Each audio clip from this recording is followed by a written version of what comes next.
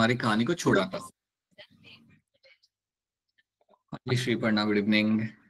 So let me come back to your slides.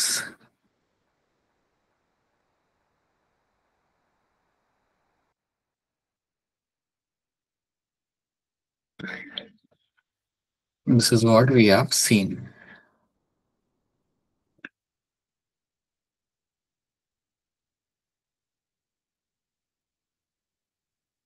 ठीक है, so we are done with the cyclic non cyclic photophosphorylation आपका क्या होता है वो हम यहाँ पे देख चुके हैं, समझ चुके हैं। We are done with that thing, right. We have understood कि आपका जब लाइट रिएक्शन खत्म होता है, या जब मैं कहूंगा कि आपका नॉन साइक्लिक फोटो फॉस्फोराइलेशन खत्म होता है, देन यू गेट टू सी कि आपको दो चीजें बनके मिलती है आपके यहाँ पे। वन इज बाय NADPH और दूसरा बनेगा आपके यहाँ पे ATP। ये दो चीजों के बारे में हमने बात किया था कि जब आपका नॉन साइक्लिक फोटो फॉस्फोराइलेशन होगा तो आपको दो चीजें बनेगी आपके यहाँ पे, NADPH and your ATP are getting formed in this. ATP आप बल्क में आप कैसे बनाते हो? अगर आपको बहुत ज्यादा ATP बनाने हैं तो आप कैसे बनाओगे उन ATPs को? तो ATPs को बनाने के लिए आप यहाँ पे इस्तेमाल करते हो अपना यहाँ पे something called by proton gradient. तो चलिए हम यहाँ पे आते हैं। सो हमने यहाँ पे बात किया था कि अगर मैं चाहता हूँ कि बहुत ज्यादा मुझे ATP बनानी है, so I have to need few things. मुझे चाहिए होगा मेरे यहाँ पे प्रोटॉन ग्रेडियंट, उसके साथ मुझे चाहिए होंगे यहाँ पे आपके proton pump, and I will be requiring my ATP synthase. ये तीन चीजों की यहाँ पे आपकी होगी जरूरत, और तब जाके मैं अपना यहाँ पे ATP बना पाऊंगा। सो आपको यहाँ पे याद रखना है, this is my chemiosmotic hypothesis. इसको हम बोलेंगे यहाँ पे कीमी ऑस्मोटिक हाइपोथेसिस, जहां पे आप क्या करते हो, यहाँ पे आपने इस्तेमाल करते हैं प्रोटॉन ग्रेडियंट को और अपना ATP आपने बना के देना है। अब आपका प्रोटॉन ग्रेडियंट आपका बनता कैसे है? During the electron transport chain, जब आपका इलेक्ट्रॉन ट्रांसपोर्ट आपका हो रहा था यहाँ पे, तब प्रोटॉन्स आपके ट्रेवल करते हैं from stroma into the lumen. एक तो ये आपका हो रहा है जो हम यहाँ पे देख चुके हैं, राइट। उसके अलावा हमने देखा था कि जब आपका वाटर को आप स्प्लिट करते हो, जब वाटर को आप यहाँ पे स्प्लिट करते हो, तब भी आपके प्रोटॉन्स बनाए जाते हैं, which can find in the lumen के अंदर, जो आपको ल्यूमेन में देखने के लिए आपको मिलेंगे। And the third point is going to be your, जब आपका NADP आपका कन्वर्ट किया जाता है आपका NADPH के अंदर, when NADP will convert into your NADPH, ये करने के लिए भी आपको यहाँ पे प्रोटॉन्स का इस्तेमाल किया जाता है, जो आपका होगा स्ट्रोमा के अंदर। तो उससे क्या होगा, स्ट्रोमा में जो आपके प्रोटॉन्स होते हैं वो आपके कम हो जाएंगे। तो ये तीन चीजें आपकी की जा रही है जिससे आप अपना प्रोटॉन ग्रेडियंट बना सकते हो। जैसे ही आपका प्रोटॉन ग्रेडियंट बन गया, अब आपने यहाँ पे क्या करना है, सारे मेरे प्रोटॉन्स यहाँ पे इकट्ठा हो चुके हैं, all proton have got themself accumulated in this particular location. अब ये चाहते हैं वापस जाना स्ट्रोमा में। आप ये मान लो कि सारे मेरे प्रोटॉन यहाँ पे इकट्ठा हो चुके हैं, अब ये वापस से जाना चाहते हैं आपके स्ट्रोमा के अंदर। कैसे जाएंगे स्ट्रोमा में? स्ट्रोमा में जाने का सिर्फ एक तरीका है इनके पास, एंड दैट तरीका is my ATP synthase. ATP synthase आपका यहाँ पे वो स्ट्रक्चर है आपका, ये एक वो कॉम्प्लेक्स है जिसको हम इवन बोलते हैं यहाँ पे F0F1 कॉम्प्लेक्स। C इसलिए लिखूंगा because it belongs to my chloroplast. So CF0F1 complex जो आपके यहाँ पे होगा, दैट इज माय कॉम्प्लेक्स, जिसके थ्रू आपके H+ आयंस ट्रेवल करेंगे। तो आप ये मान लो कि आपके H+ आयंस आपके यहाँ पे इकट्ठा हो चुके हैं। All your H+ ions have got themselves accumulated, and now these H+ ions has to travel to my ATP synthase।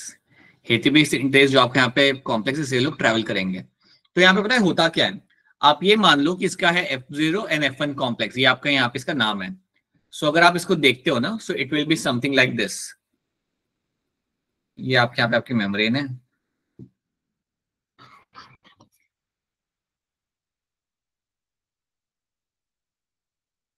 और ये मेरा यहाँ पे लगा हुआ, मेरे यहाँ पे F0F1 complex. This is F0 part, और जहां पे हेड होता है ना, दैट हेड वाला part is my F1 part. अब यहाँ पे होगा क्या कि जब भी आपके दो H+ आयंस यहाँ से ट्रेवल करेंगे, जब भी आपके दो H+ आयंस आपके यहाँ से ट्रेवल करके जाते हैं, ये दो H+ आयंस निकल के आएंगे आपके ऑन द स्ट्रोमल साइड। ये दो H+ आयंस आपके निकल के आएंगे आपके स्ट्रोमल साइड से। लेकिन जब मेरे H+ आयंस यहाँ से पास होते हैं, तो आपका जो F1 कॉम्प्लेक्स यहाँ पे होता है वो क्या करता है, इस एनर्जी को इस्तेमाल करता है, या इस प्रोटॉन के मूवमेंट को इस्तेमाल करता है, and will convert my ADP into my ATP। जब मेरे प्रोटॉन यहाँ से मूव कर रहे होते हैं, तब क्या किया जाता है, आपके एक ADP मॉलिक्यूल को एक एडीपी मॉलिक्यूल को कन्वर्ट किया जाएगा इनटू योर एटीपी.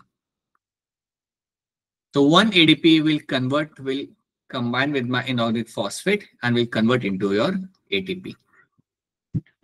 आप पता है ये कैसे काम कर रहा होता है? It is like a hydro electric power station की तरह काम कर रहा होता है ये, या हाइड्रो इलेक्ट्रिक मोटर जो होती है उसकी तरह ये काम कर रहा होता है. आप जानते हो ना कि कैसे आप इलेक्ट्रिसिटी जनरेट करते हो डैम बना के आप करते क्या हो? जब आपका पानी पास हो रहा है टरबाइन से, तो पानी जब टरबाइन से पास होगा तो आपकी फिर एनर्जी बनती है वहां पे. That's when you will find कि आपकी एनर्जी वहां पे जनरेट की जाती है. सो पानी को हम कन्वर्ट नहीं कर रहे हैं इलेक्ट्रिसिटी के अंदर, लेकिन जब आपका टरबाइन मूव करता है so you will find the energy will get found over there. कुछ उसी तरीके से जब मेरे प्रोटॉन्स यहाँ से पास होते हैं, ना, वो टाइम पे आप यहाँ पे एनर्जी बना रहे हो. प्रोटॉन्स को आप कन्वर्ट नहीं कर रहे, आपके H+ आयंस को आप एडीपी में कन्वर्ट नहीं कर रहे, बट इनकी एनर्जी को या इनके मूवमेंट को इस्तेमाल करके you can convert my ADP into my ATP molecule. So मेरा एडेनोसाइन डाइफॉस्फेट को मैं कंबाइन करूंगा मैंने मेरा यहाँ पे फॉस्फेट के साथ, और मुझे यहाँ पे एटीपी बनते हुए मिलेगा यहाँ पे. तो एक रूल आपको याद रखना है कि हर 2 H+ आयन के लिए, for every 2 H+ ions I will gate 1 ATP. Her 2 H+ ions के लिए मुझे यहाँ पे 1 एटीपी बनते मुझे यहाँ पे मिल जाएगा. तो अब आप यहाँ पे देख लो आपके पास कितने सारे H+ आयंस आपके यहाँ पे हैं. So all this H+ ions will plan to pass through the F0 F1 complex. ये सारे यहाँ से निकल के आएंगे इस साइड के ऊपर. So all H+ ions will start using this complex to reach into the stroma. इनको वापस स्ट्रोमा जाना था, ये लोग वापस स्ट्रोमा में पहुंच चुके हैं. और जब ये स्ट्रोमा में वापस जा रहे हैं तो याद रखना उसी दौरान आपको यहाँ पे बहुत सारे एटीपी बनते हुए आपको मिल जाएंगे. एटीपी भी जो आपको यहाँ पे बन के मिल रहे हैं, all this ATPs are getting formed in the stroma. सारे के सारे एटीपीज जो मुझे यहाँ पे बन के मिलेंगे they are getting formed in your stroma के अंदर. ये बात आपको यहाँ पे रखनी है याद. So this is how I be using my proton gradient. यहाँ पे मैं इस तरीके से अपने प्रोटॉन ग्रेडियंट को इस्तेमाल करके मैं बहुत ज्यादा अमाउंट के अंदर अपनी एटीपी बना सकता हूँ. I can make a bulk of huge amount of ATPs using my proton gradient. This is how it's going to work. ये इस तरीके से आपको यहाँ पे काम करेगा. इस तरीके से आपने बहुत ज्यादा एटीपीज अपने यहाँ पे बना लेने. तो आपको याद क्या रखना है यहाँ पे? आपको पहले याद रखना है क्या प्रोटॉन ग्रेडियंट हमने बनाया कैसे, प्रोटॉन का अमाउंट हमने यहाँ पे लाया कैसे यहाँ पे ज्यादा. That's the first thing you have to know. वो चीज हम यहाँ पे देख चुके हैं. That's how you bring. ये कुछ 3 तरीके जिसकी वजह से मेरा प्रोटॉन का अमाउंट ल्यूमेन में यहाँ पे ज्यादा होता है. उसके बाद हम यहाँ पे समझते हैं कि आपने ये अमाउंट तो बढ़ा दिया ज्यादा, अब इस अमाउंट को इस्तेमाल करके मैं एटीपी कैसे बनाऊंगा. तो एटीपी बनाने के लिए मैंने यहाँ पे इस्तेमाल कर रहा है मेरे यहाँ पे एटीपी सिंथेज. और एटीपी सिंथेज जो मेरे यहाँ पे होता है, इसका काम होता है कि आपके H+ आयंस को यूज करेगा to give you a good amount of ATP molecules. और आपको ना याद है इसमें एक और चीज क्या रखनी पड़ेगी. आपका जो F1 कॉम्प्लेक्स का जो हेड होता है ना, जो हेड है ना, वो आपका स्ट्रोमा की साइड पे. याद रखना आपको एटीपी चाहिए स्ट्रोमा वाले साइड पे. उल्टा मत कर देना, हेड को नीचे करके एटीपी के अंदर मत बना लेना. जहां पे हेड होगा ना, जिस साइड पे हेड होगा वहां पे आपको एटीपी बन के मिलेगा. इतना याद रखना. और आपको हेड बनाना है हमेशा टुवर्ड्स द स्ट्रोमल साइड. ये भूलना मत. कई बार सवाल थोड़ा घुमा के पूछ लिया ना उन लोगों ने, तो आप कंफ्यूज हो जाओगे नहीं तो this is my stroma and this is your lumen. And stromal side पे I will find a huge bulk of ATP will form using my H+ ions. This is called as my chemiosmotic hypothesis. Chemiosmotic hypothesis की वजह से आप यहाँ पे काफी ज्यादा amount में using my proton gradient I can make a huge amount of ATP molecules. तो देखो यहाँ पे हुआ क्या ultimately, what has happened in the end. आपको चाहिए था एटीपी, वो आपका बन चुका है बल्क में. और आपका जो एनएडीपीएच आपका बनाना था वो तो आपका पहले ही बन चुका था, राइट. अब पता है मैंने आपको बताया था कि जब ये आपका इलेक्ट्रॉन मूवमेंट हो रहा होता है, when the electron is moving from cytochrome B6 से PC के अंदर, तब आपका यहाँ पे एक एटीपी बनता है. मैं आपको कुछ ऐसे बता रहा था पहले, तो याद रखना वो एटीपी बनाता इसी तरीके से जाया जाता है.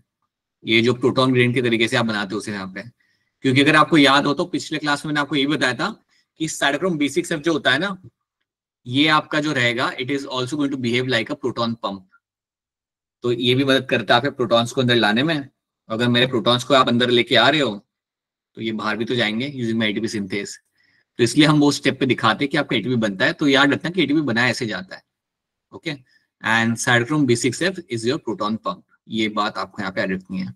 तो बता दो क्या ये चीज अब आप सबको यहाँ पे क्लियर है? Is this thing clear to all of you? Yes sir. Yes sir. बताइए आफ्ताब, यस बोलिए। सर। सर एक मिनट दोबारा सर, मैं कंफ्यूज हो गया था। नहीं, आप स्पेसिफिक बताओ, आप कंफ्यूजन आपको कहाँ पे आ रहा है? सर ये जो पीसी जहाँ एटीपी सिंथेस हो रहा है, तो वहां से हम्म जा कहाँ रहा है सर? यहाँ दो साइड पे एटीपी जनरेट हो रही है। नहीं, एक ही साइड पे।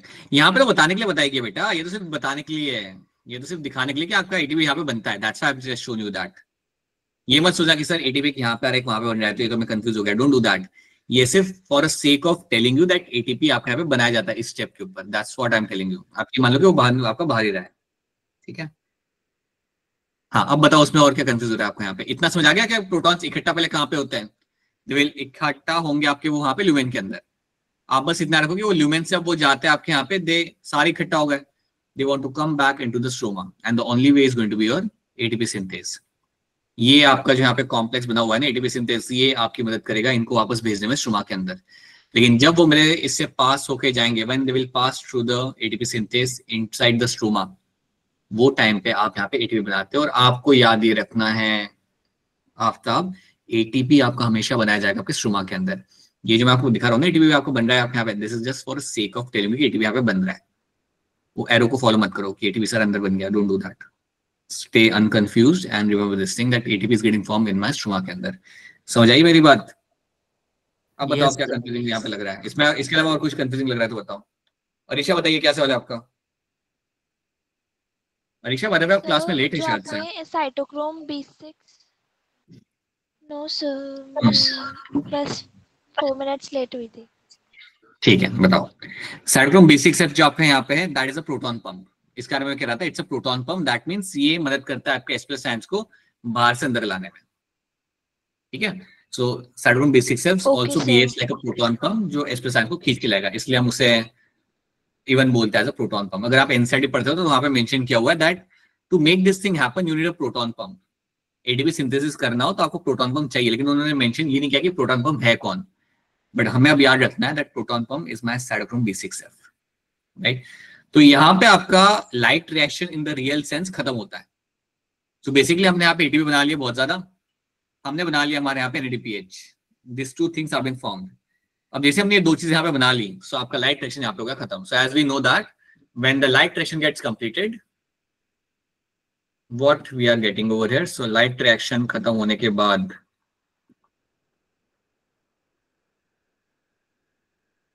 things are getting formed in this, so you are finding your NADPH is getting formed and your ATP।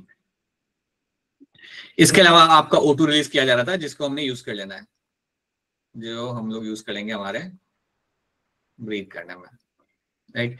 Now let's talk about my Calvin cycle. तो लाइट रिएक्शन आपका यहाँ पे हो चुका है, उसका प्रोडक्ट यहाँ पे आपको मिल चुका है। तो अगर आपको याद होगा तो जब भी हम केल्विन साइकिल की बात करते हैं, केल्विन साइकिल करने के लिए आपको क्या चाहिए? आपको चाहिए आपको यहाँ पे CO2, और CO2 के साथ साथ आपको चाहिए आपको यहाँ पे NADPH एंड योर ATP। ये तीन चीजें आपको यहाँ पे चाहिए होती है, this three things you want to have make your sugar molecule. ये तीन चीजें आपको यहाँ पे चाहिए होती है to make your sugar molecule.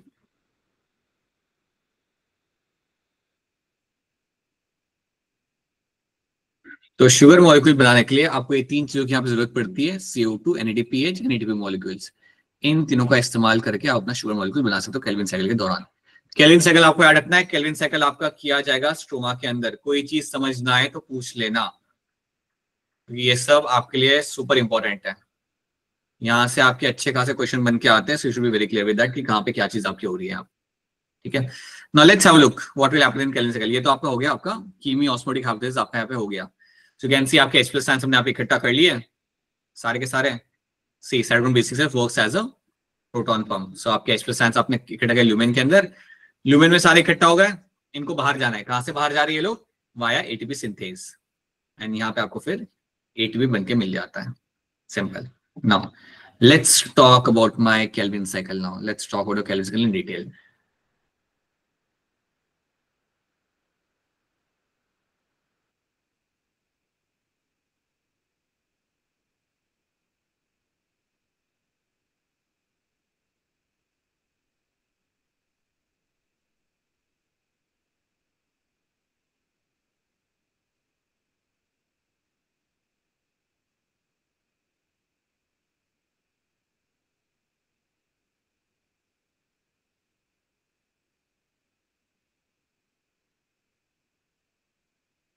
एक एंजाइम है जिसका नाम ये है राबुलोज 1,5 biphosphate carboxylase oxygenase, that's the name of the enzyme. इस एंजाइम का एक छोटा नाम आपका यहाँ पे हो जाता है रुबिस्को। एक और नाम इस एंजाइम को जाएगा, दैट्स रुबिस्को। अब ये जो आपका यहाँ पे एंजाइम है, इस एंजाइम की मदद से ये आपका केल्विन साइकिल आपने यहाँ पे स्टार्ट करना है। अब याद रखना ये एंजाइम की एक प्रॉपर्टी ये है कि ये CO2 के साथ भी कंबाइन कर सकता है और O2 के साथ भी कंबाइन कर सकता है। बट अगर मुझे शुगर बनाना है, अगर मुझे अच्छा खासा शुगर बनाना है अच्छे से प्लांट को, then I should be using my carboxylase को साथ ही कंबाइन, मतलब CO2 के साथ इसे कंबाइन करना चाहिए। अगर मैं चाहता हूं कि प्लांट बनाए sugar molecule, so I will want that Rubisco should combine with my CO2। Plant भी तो यही चाहेगा, प्लांट भी तो खाना बनाने चाहेगा, सो प्लांट भी क्या करेगा, it will combine with my CO2 and then the process will start. ठीक है, अब इसको हम यहाँ पे समझते हैं। So this is the enzyme I will find in the stroma. Aftab ने क्या सवाल पूछा, अच्छा आईडी लिखिए। Okay, so you have this rubisco यहाँ पे and this is the one which I will be finding in the stroma के अंदर। अब यहाँ पे होता क्या है, स्ट्रोमा के अंदर आपका आएगा CO2, स्ट्रोमा के अंदर आएगा अपना यहाँ पे CO2 और ये CO2 आके कंबाइन करेगा ultimately with your RUBP। This CO2 will come and combine with something called as my RUBP, that stand for my Rabulose 1,5 biphosphate. That stand for my Rabulose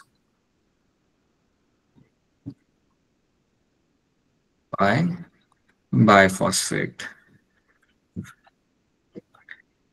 ये इसके साथ आके यहाँ पे कंबाइन करेगा। So my CO2 will combine with my RUBP. आपको याद यहाँ पे रखना है कि CO2 मेरा RUBP के साथ यहाँ पे कंबाइन तो करेगा, लेकिन कंबाइन करने के लिए इसको चाहिए होगी हेल्प यहाँ पे, और ये हेल्प कौन करता है आपके यहाँ पे, रुबिस्को। सो बेसिकली पहले क्या होता है, CO2 आके कंबाइन करेगा रुबिस्को के साथ एंड देन फिर रुबिस्को से कंबाइन कराएगा RUBP के साथ। तो ये बात सब लोग याद रखना कि पहले आपका CO2 आएगा, it will combine with my Rubisco. So my CO2 will come and will combine with my Rubisco, and then the Rubisco what it will do, it will help the CO2 to combine with my RUBP के साथ. So ultimately CO2 with the help of my enzyme will combine with my RUBP and then the Kelvin cycle will start. उसके बाद आपका Kelvin cycle आपके यहाँ पे start होगा. So Rabulose 1,5 biphosphate जो आपका यहाँ पे है RUBP, ये भी आपको स्ट्रोमा में मिल जाए। देखो एक बात बता रहा हूँ वापस, जो भी हो रहा है स्ट्रोमा में हो रहा है, तो बार बार बोलूंगा नहीं मेरी बात। Everything is happening in the stroma and RUBP is also something you will find in the stroma. अब RUBP जो आपके यहाँ पे है, ये कितने कार्बन से बना हुआ होता है? 5 कार्बन एटम्स। ये बना होता है आपके यहाँ पे 5 कार्बन एटम से आपका पहले से प्रेजेंट होता है। हाँ बिल्कुल, RUBP आपका पहले से आपका प्रेजेंट होगा स्ट्रोमा के अंदर ऑलवेज। RUBP, रुबिस्को सब कुछ स्ट्रोमा में आपका पहले से आपका प्रेजेंट है, राइट? तो भूलना मत, CO2 will combine with my RUBP with the help of my rubisco. Rubisco enzyme की वजह से, क्योंकि पहले वो रुबिस्को के साथ ही कंबाइन करेगा and then it will combine with my RUBP के साथ। अब यहां से आपका केल्विन साइकिल स्टार्ट होता है। तो let's see now what will happen. अब कोई भी चीज समझ ना आ रहा है पूछ लेना, कोई भी चीज अगर कहीं पे अटक रहे हो ना, लग रहा है कि ये क्या हो गया, नहीं, RUBP is not enzyme, it is a molecule, it's just a 5 carbon sugar molecule.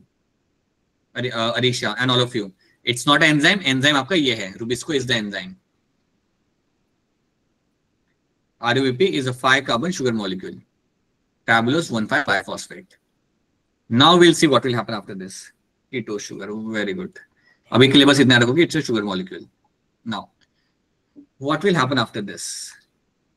You have your RUBP. My CO2 will combine over here. CO2 मेरा यहाँ पे आके कंबाइन करेगा इसके साथ, और ये सब करने में आपकी यहाँ पे हेल्प कौन कर रहा है? आपके यहाँ पे rubisco. Rubisco is going to help to make this thing happen. अब जब आपके यहाँ पे रुबिस्को के साथ मेरे यहाँ पे, जब मेरा CO2 कंबाइन करता है RUBP के साथ with help of the Rubisco, what will happen because of that, you will find a 6 carbon unstable compound is formed. 6 carbon से बना हुआ आपका एक अनस्टेबल कंपाउंड आपको बनता है, पहले unstable compound is getting formed.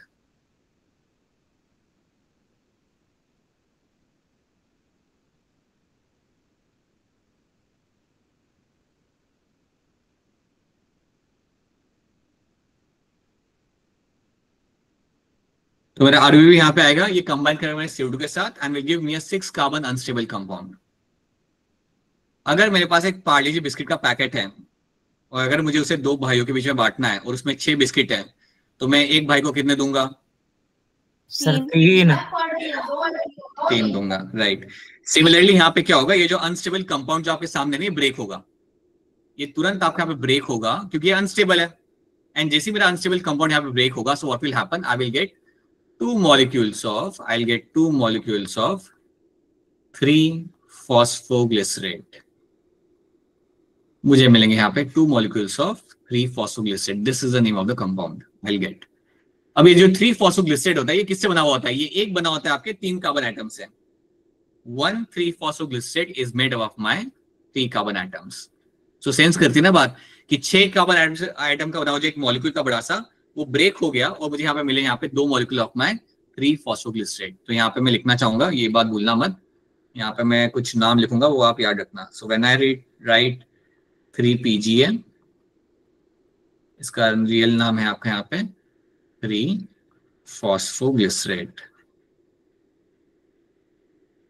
अब तो रिएक्शन ऑन है ना आज आई थिंक सबके रिएक्शन ऑन है, सब कुछ ऑन है आज। 3-phosphoglycerate is something I'll getting from। अब आपसे कोई पूछे कि PGA किससे बना हुआ होता है, तो याद रखना, it is made of my 3 carbon atoms. It is made up of your 3 carbon atoms, right? So 3PGA is my 3-phosphoglycerate made of my 3 carbon atoms. So आपके 2 मॉलिक्यूल आपको मिलेंगे आपके यहाँ पे 3PGA के। अब यहाँ से क्या होगा, जो मेरा 3PGA आपने यहाँ पे बना लिया, इसको आप कन्वर्ट करोगे into your 1,3-biphosphoglycerate। इसको कन्वर्ट किया जाता है एक और मॉलिक्यूल के अंदर, and that is called as my. So अब जो भी आपको मिलेगा वो 2-2 ही मिलेगा। So now I will get this 2 molecules will convert into my 2 molecules of 1,3-biphosphoglycerate।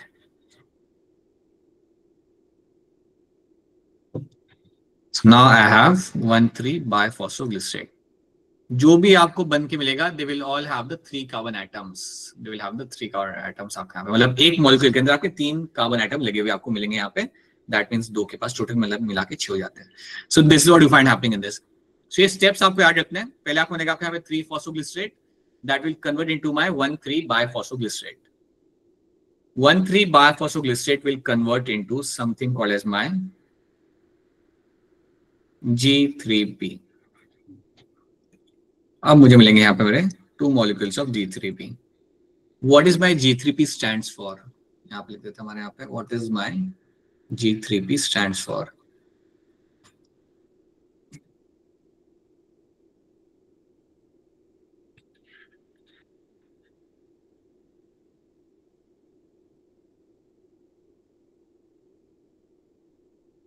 Glyceraldehyde 3-phosphate।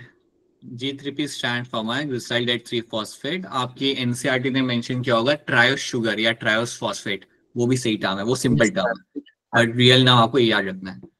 ग्लिसराइल्डिहाइड 3-phosphate is real name, ठीक है। ये भी आपको बना होता है आपका 3 कार्बन एटम से बना हुआ होता है। सब कुछ जो बनेगा आप यहाँ पे वो 3 कार्बन एटम्स का ही मॉलिक्यूल आपको यहाँ पे मिलेगा। तो ये आपके यहाँ पे 2 मिल जाएंगे। So now you have forming here glyceraldehyde 3-phosphate आपके यहाँ पे बन चुका है। अब आप यहाँ पे थोड़ा ध्यान से देखो, आपने एक CO2 को यूज किया और आपको क्या मिला यहाँ पे, आपका G3P आपको बन के यहाँ पे मिल गया। सो एक बार फिर देखना, CO2 आया, कंबाइन किया RBP के साथ with the help of my Rubisco. This all happened because of the Rubisco. इसके बगैर कुछ नहीं हो सकता। आपको क्या मिला, पहले आपका 6 carbon unstable compound that got converted to my 3-phosphoglycerate। 3-phosphoglycerate convert into your 1,3-biphosphoglycerate and 1,3-biphosphoglycerate will convert into my G3P।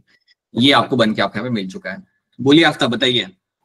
Sir जो ये C3 साइकिल चलेगी उसमें जो पीजे के मॉलिक्यूल है वो सिर्फ एक ही बार जाएगा ना, या दोनों जाएंगे मॉलिक्यूल्स? नहीं, अभी तो दोनों बन रहे हैं, दोनों ही जाएंगे। यहाँ पे अगर 2 बन रहे हैं तो आप कह रहे हो ना कि सर 2 में से एक ही जाएगा क्या आगे? नहीं, दोनों ही जाएंगे। अभी दोनों ही जाने दो, अभी आप आ गए, ठीक है। दोनों ही आगे जा रहे हैं, दोनों ही कन्वर्ट हो रहे हैं, वही दोनों फिर आपके 1,3-biphosphoglycerate विल दोनों will convert into my G3P। सो हर एक चीज आपके यहाँ पे बन रही है। अब देखो यहाँ पे होता क्या है, G3P आपके यहाँ पे बन चुका है। अब मुझे आपको थोड़ा कैलकुलेट करके आपको मुझे कुछ चीजें समझानी पड़ेगी, बिकॉज मुझे मैथ्स नहीं आता। So you have to tell me few things. So now what will happen in this, एक CO2 जब आपको यहाँ पे आया, एक CO2 को हमने जब यहाँ पे फिक्स किया, तो आपको कितने G3P आपको यहाँ पे मिले, बताओ मुझे। How many G3P I received over there? 2 कितने molecules। मिले? 2 मिले। 2 molecules of G3 मुझे यहाँ पे मिल गए यहाँ पे, ठीक है, राइट। अगर आपके 3 CO2 आते हैं, फिक्स करे जाते हैं, if 3 CO2 are fixed, then how many G3P I will get? Sir, 6. 6. Sir, 6. G3P. 6 G3P is something I'll get over there. अब यहां से याद रखना, आपने अगर 6 G3P बना लिया ना, तो उसमें से एक आप रखोगे संभाल के, एक होगा ना, इसको आप रखोगे अपना संभाल के. सो 1 G3P will be kept with us. एक को आप संभाल के रख लेते हो, और जो बाकी 5 होते हैं, the remaining 5 G3P, इनको मैंने यूज करना है टू रीफॉर्म RVP. इनको मैं यूज करूंगा टू रीफॉर्म द RVP. आप समझो इस बात को, अगर मेरा RVP ही खत्म हो गया तो कहां से करूंगा मैं केल्विन साइकिल? समझ रहे हो आप इस बात को? अगर मेरा RVP यहां से सब यूज कर लिया हमने, यहाँ पे CO2 RVP को यूज कर रहे हैं यहाँ पे, so this has to be reform ना. अगर ये आपका सारा खत्म हो जाता है, ऐसा नहीं कि अनलिमिटेड आपका वहां पे होता है, खत्म ही नहीं हो रहा. अगर ये आपका खत्म हो गया तो आप केल्विन साइकिल कभी कर ही नहीं पाओगे. तो जब आप बना रहे हो अपने यहाँ पे G3P, तो जब आपने 6 बना लिए, 6 में से आप एक संभाल के रख लो अपने पास, और बाकी 5 को यूज कर लो टू रीफॉर्म द RVP. इसलिए आपकी एनसीईआरटी में मेंशन किया हुआ है that some amount of G3P is being used to reform the RVP. ये बात याद रखना. अब आपको यहाँ पे याद एक चीज रखनी है कि जब आपने एक G3P यहाँ पे बचा लिया, तो आप कैसे बचा पाए? जब आपने 3 CO2 को फिक्स किया था, तो आपने एक G3P को यहाँ पे बचा लिया था और बाकियों को आपने छोड़ दिया था, राइट? तो सिंपल सी बात है बेटा, अगर मैं 6 CO2 को फिक्स करूंगा, if I fix 6 molecules of CO2, तो कैन आई से I will save 1 more G3P यहाँ पे? Can I say that I can save 1 more G3P? कह सकता हूँ नहीं कह सकता मैं? हो गए कंफ्यूज अच्छे से आप लोग? Yes, sir. 2 molecules. हो गए ना, कंफ्यूज हो गए ना आप लोग? बहुत बढ़िया बेटा, बहुत बढ़िया. देखो यहाँ पे सुनो, रुको एक काम करते हैं, इसको हटाते हैं हम यहाँ पे. इतना आपने समझ लिया ना, you have understood this method. देखिए आप एक को संभालते हो और बाकी 5 को आप भेजोगे आपका रिफॉर्म करने के लिए, बिकॉज RVP तो बनाना आपके लिए यहाँ पे इंपॉर्टेंट है. अगर वो आपने बनाना बंद कर दिया, देन केल्विन साइकिल रन नहीं किया जा सकता. तो एक काम करते हैं, 3 को हटा के से हम 6 कर देते हैं. एक शुगर में कितने होते हैं आपके मॉलिक्यूल? 6. एक शुगर के अंदर कितने कार्बन आइटम आपके यहाँ होते हैं? If you want to make 1 sugar molecule, a single sugar molecule like your glucose, something like your glucose will have how many carbon atoms? It will have your 6 carbon atoms. 6 carbon atoms. 6 carbon atoms यहाँ पे होते हैं. So that means what? मुझे 6 बार CO2 को यहाँ पे fix करना पड़ेगा. जब मैं 6 बार CO2 को फिक्स करूंगा तो कितने बनेंगे यहाँ पे G3P? 6 2 12. 12 बनेंगे सर. 12 G3P आपके यहाँ बन जाएंगे. जब 12 बनते हैं ना यहाँ पे, तो पता है क्या करता है ये प्लांट अपना? 12 में से 10 G3P को वो अलग कर देगा. रुक जाओ, 10 G3P को आप यहाँ पे निकाल के साइड में कर दोगे. ये जो 10 मैंने G3P यहाँ पे निकाल लिया ना साइड के अंदर, इनको इस्तेमाल करके मैं बनाऊंगा मेरे यहाँ पे RVP, और बहुत सारे बनेंगे यहाँ पे. बहुत सारे RVP में बना सकता हूँ जिनमें 10 G3P. इतना अभी के लिए याद रखो. और जो हमारे बच गए 10 तो मैंने यहाँ पे अलग कर लिए, 2 में रख लूंगा अपने पास. 2 G3P will be used for my purpose. अब मुझे एक बात बताओ, मैंने 2 G3P अपने लिए बचा के रख लिए. एक G3P में कितने कार्बन आइटम होते हैं? 3. एक G3P के अंदर आपको यहाँ पे 3 कार्बन आइटम आपको मिल जाएंगे यहाँ पे. तो जो अगर मेरे पास 2 G3P यहाँ पे है, तो how many carbon atoms I will have? 6. 6. समझ रही मेरी बात? I will have 6 carbon atoms. If I have 6 carbon atoms, if I see I have 6 carbon atoms, तो क्या मैं कह सकता हूँ इन दोनों को इस्तेमाल करके मैं अपना शुगर बना सकता हूँ. इन 2 मॉलिक्यूल को इस्तेमाल करके I can actually make my 6 carbon atom वाला sugar. That's what we do. तो याद रखना. पहले ये बताओ, क्या ये बात समझ आ रही है आपको यहाँ पे सबको? Yes, sir. ऊपर दोबारा सर. सर कंफ्यूजन हो गई.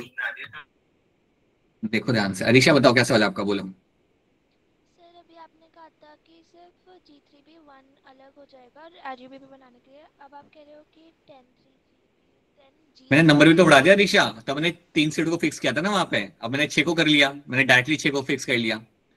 जब मैं 3 को फिक्स करा था अरीशा, तब मैंने निकाला था कि 1 को हम अलग कर लेते और बाकी 5 को हम इस्तेमाल करते टू फॉर्म द RVP.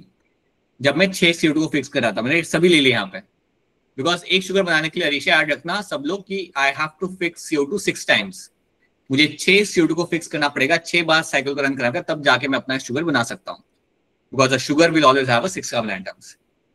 तो जब मैंने आपको पहले बताया था इट वाज 3 CO2 के साथ मैंने बताया था, बाद में वापस 3 CO2 आते ही उसके अंदर, और मैंने फिर अभी क्या किया, अभी डायरेक्टली 6 CO2 को मैं लेके आ गया, क्योंकि मुझे पता था कि आपका क्रॉस मल्टीप्लिकेशन आप लोगों का अच्छा है। तो 6 to 12 आपके जीटीपी आपके बन गए यहाँ पे। फिर मैंने आपको बोला कि 10-12 में से 10 को आप अलग कर लोगे, 2 को आप रख के you can make the sugar molecule, और बाकी जो 10 आपके होते हैं they can be used from the RBP. Arisha समझ आ रहा है मैं क्या कह रहा हूँ? Yes sir. बताओ इसमें क्या कंफ्यूजिंग लग रहा है अरीशा, बताओ what is the confusing part over here, clearly tell me that. Sir अब G3P का तो क्लियर हो गया, बट मुझे अब डाउट है कि आपने बोला 6 टाइम्स ये रन होएगी साइकिल, क्योंकि 6 कार्बन की शुगर होती है, तो G3P अगर 6 टाइम्स अगर ये होगा तो G3P तो 12 होंगे फिर। हाँ 12 बनेंगे, तो 12 में से हमने क्या किया, 10 जो थे ना उसे हमने यूज किया टू फॉर्म द आरबीपी। यहाँ पे हम वही तो कर रहे हैं, जो 10 अभी तो हम यहाँ पे एक CO2 के साथ रन कर रहे हैं, लेकिन जितने भी जीटीपी यहाँ पे बनाए जाएंगे, समझो आपने 6 CO2 यूज कर लिए, तो आपके जब 12 जीटीपी यहाँ पे बनेंगे तो उनमें से 10 हम इस्तेमाल करेंगे टू फॉर्म द आरबीपी, और 2 हम रखेंगे हमारे पास संभाल के, जिसका इस्तेमाल करके मैंने अपने यहाँ पे शुगर मॉलिक्यूल बना लेना है। Okay sir, got it.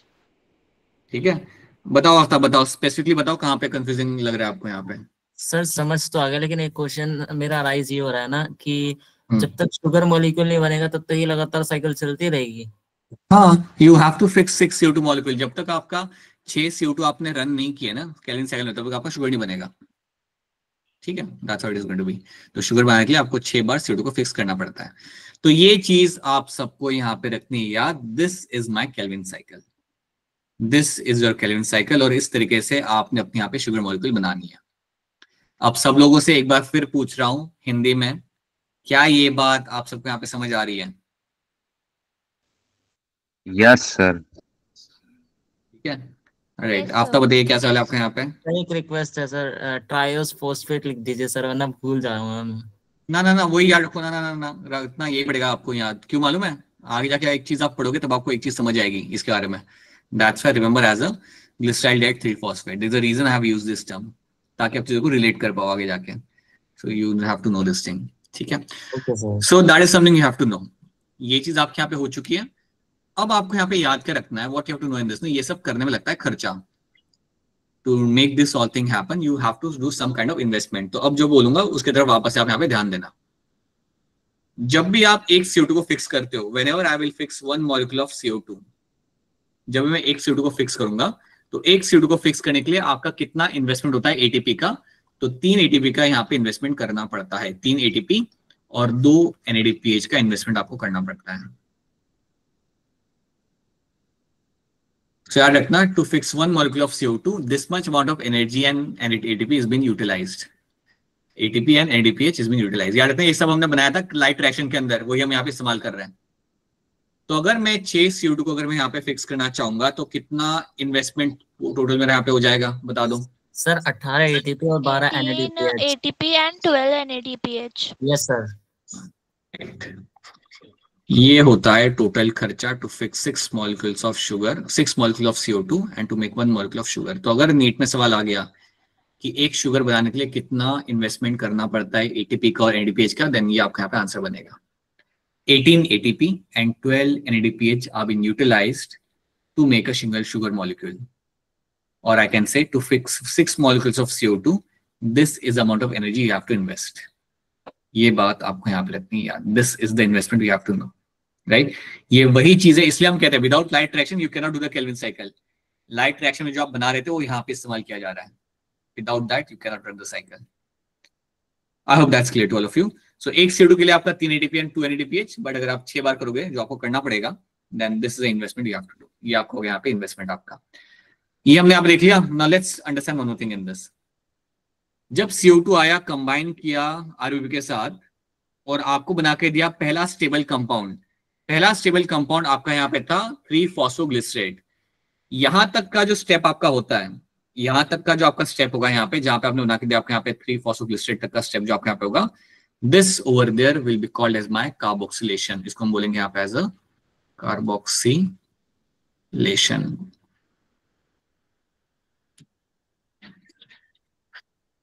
तो कार्बोक्सिलेशन पूछेंगे ना आपसे कि ये क्या होता है. सो when the first stable compound is formed after my fusion of my CO2 with my RUP, till that step the process is called as my carboxylation. यहाँ पे अपने CO2 को आपने फिक्स कर दिया. अब 3-phosphoglycerate से जब आप बनाते हो अपना यहाँ पे आपका ग्लिसराइलडिहाइड 3-phosphate, इस स्टेप को हम बोलते हैं यहाँ पे एज रिडक्शन. सो 3-PGA से लेके G3P तक, this process is called as my reduction. This process is going to be called as your reduction आपके यहाँ पे. एंड उसके बाद अभी नहीं, बाद में आपका उसके बाद you can write your question in the chat. उसके बाद G3P जो आपके यहाँ पे होता है, when my G3P will convert back into my RUBP, this step over there is called as my regeneration.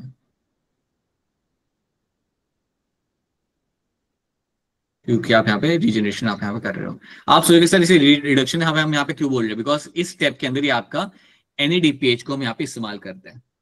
तो that is why we call reduction आपके यहाँ पे. सर वाटर का भी तो इंटेक करना है क्या, नहीं करना वाटर का इंटेक आपका? अच्छा चैट में आपने पूछ लिया, डांट खाते फिर आप. सर एनसीईआरटी वाटर, अरे वो होता है लाइट रिएक्शन के अंदर. वाटर का इस्तेमाल होगा आपके लाइट रिएक्शन के अंदर आपका यहाँ पे, not over here. Water is getting utilize, people याद रखने चीज, water is getting utilize in the light reaction. Water का यूटिलाइजेशन केल्विन साइकिल में आपके यहाँ पे नहीं होगा. Okay, so you will have your carboxylation आपके यहाँ पे होगा, रिडक्शन आपके यहाँ पे होगा, and then your regeneration which will be happening over there. So CO2 getting fixed to form the PGA, right? Then you will have your PGA will get converted into my G3P, that is called as my reduction, and then my G3P will convert into my RUBP again, क्योंकि आपको कुछ तो बनाना पड़ेगा ना वापस से RUBP. That's my regeneration. याद रखना regeneration is really very important for you, because अगर ये आपने नहीं किया तो सारे RUBP खत्म हो जाएंगे. अगर खत्म हो गए तो कहाँ से होगा आपका Calvin cycle? There is no chance of Calvin cycle आपका यहाँ पे, राइट? तो इतनी चीज आपको यहाँ पे बहुत क्लियरली याद रखनी है. अगर आप इतनी चीज याद रखते हो ना, आपके 2-3 सवाल तो वैसे ही बन जाते हैं नीट के, अगर आते हैं तो. But you will get question based on Calvin cycle, C4 pathway या फिर फोटो रेस्पिरेशन से. So this should be very clear to you, right? So that is what we have done. और इतनी बातें आपको यहाँ पे रखनी है याद. So let's have look over here.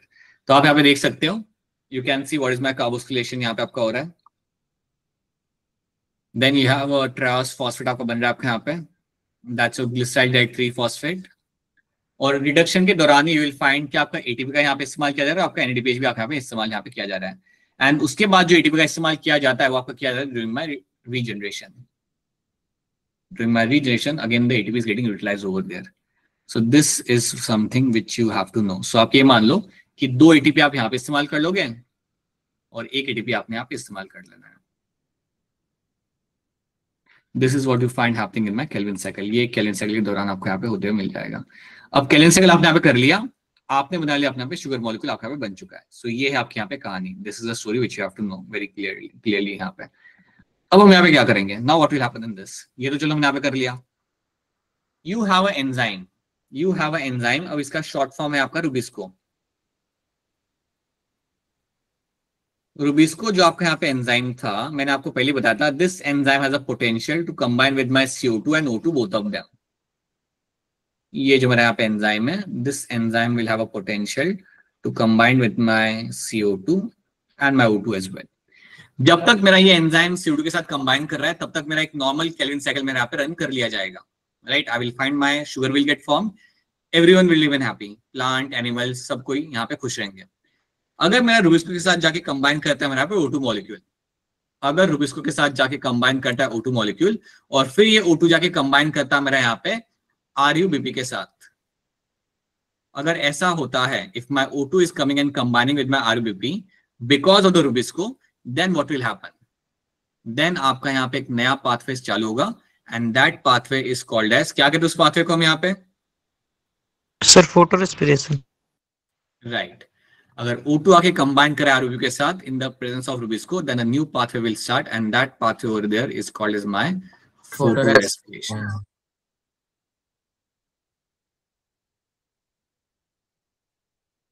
Photo respiration आपके यहाँ पे चालू हो जाएगा. फोटो रेस्पिरेशन के बारे में मैंने आपको एक बात बताई थी कि फोटो रेस्पिरेशन अगर आप यहाँ पे हो रहा है, इसको मैं यहाँ पे लिखता हूँ, let me write it down over here.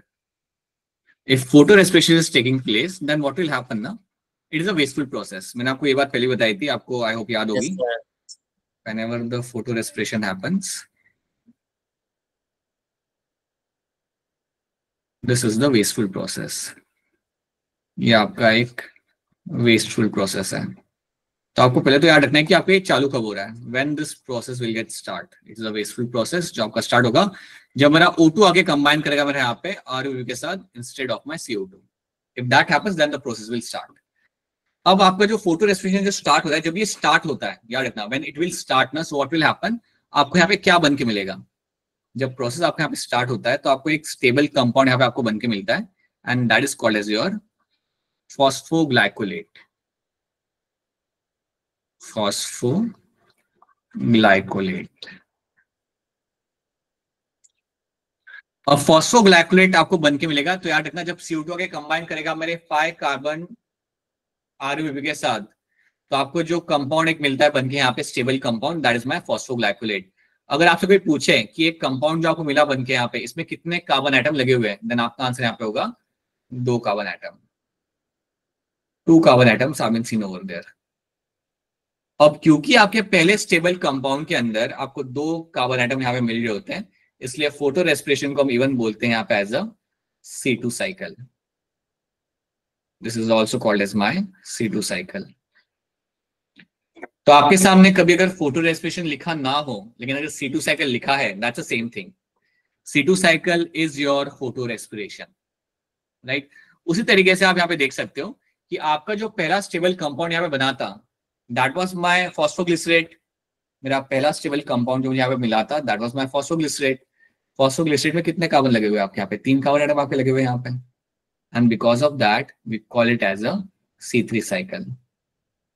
क्योंकि आपका जो पहला स्टेबल कंपाउंड था, the first stable compound is your first stable compound जो आपका यहाँ पे मिल रहा है आपका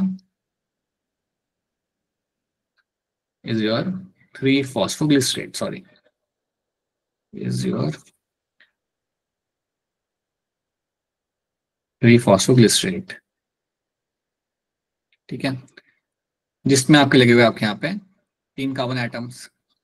अब पहला स्टेबल कंपाउंड के में लगे हुए आपके यहाँ पे 3 कार्बन एटम से बना हुआ जो आपको स्टेबल कंपाउंड मिल रहा है, because of that you call it as a C3 cycle.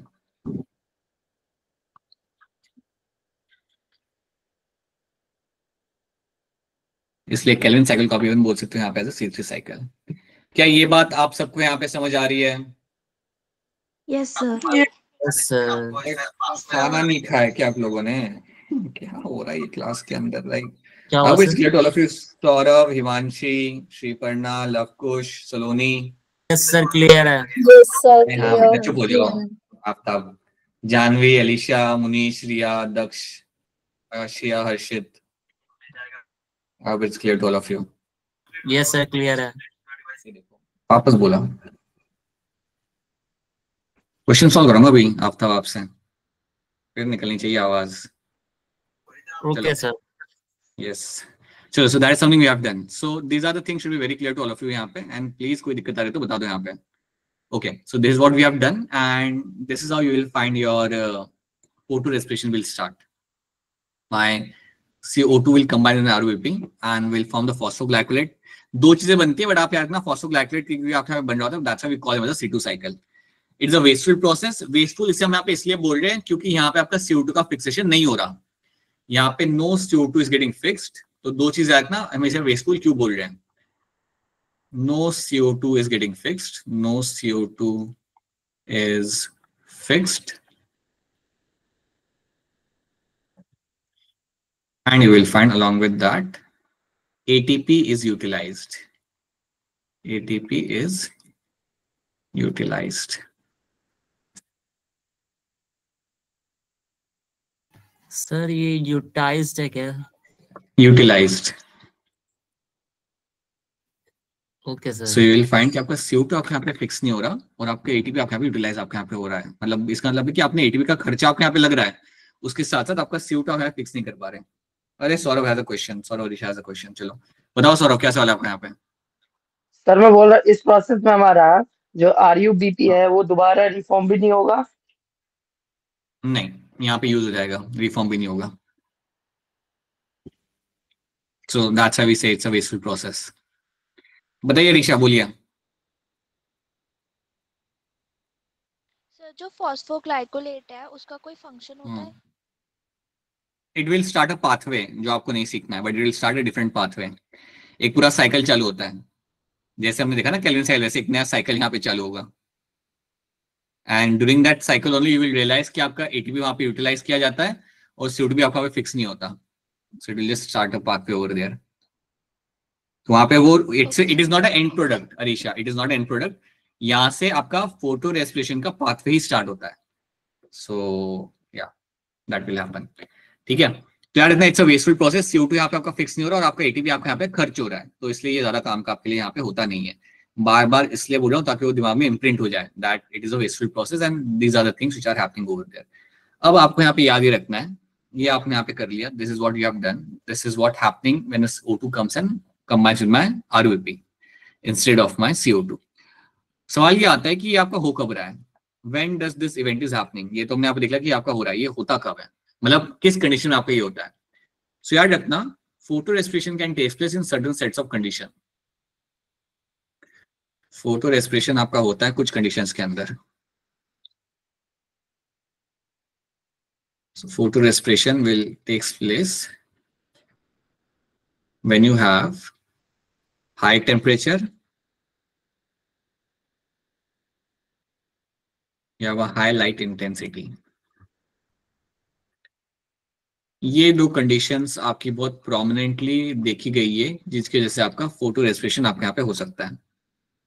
When you have a high temperature and when you have a high light intensity. So bracket में लिख देता हूँ यहाँ पे high or else you will get confused. So when you have a high temperature, when you have a high light intensity. इन दो conditions के अंदर आपका फोटो रेस्पिरेशन स्टार्ट होता है प्लांट्स के अंदर. That's one thing you have to know. Photorespiration के दौरान आपके 3 ऑर्गेनल यहाँ पे इन्वॉल्व होंगे, जो मैंने आपको पहले ही बता चुका हूँ. During photorespiration 3 organelles are getting involved in this. That's your chloroplast,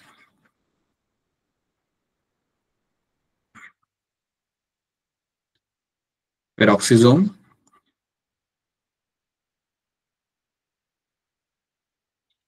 and your mitochondria.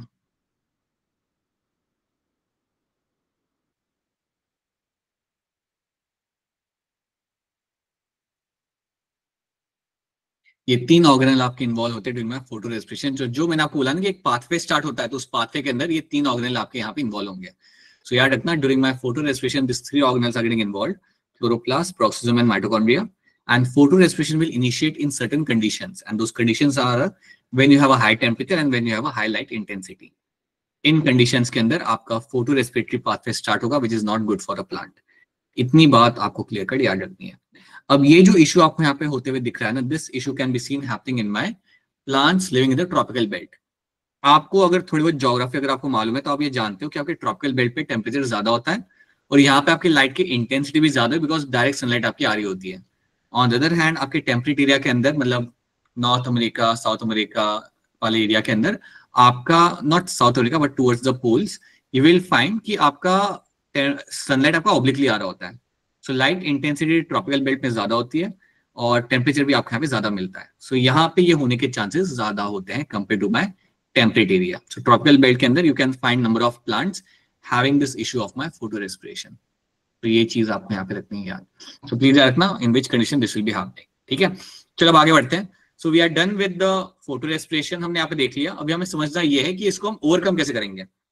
Concern तो है, photo respiration is a problem for me.